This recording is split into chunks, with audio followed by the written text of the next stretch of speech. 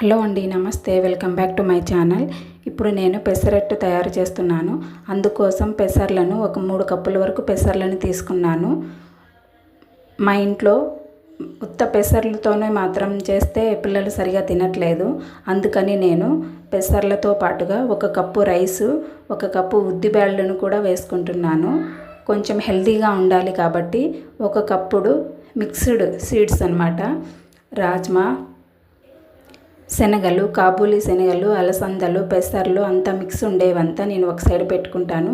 ఈ గింజలను కూడా 1 కప్పుడు వేసుకుంటున్నాను. ఇప్పుడు వీటన్నింటినీ బాగా కలుపుకోవాలి.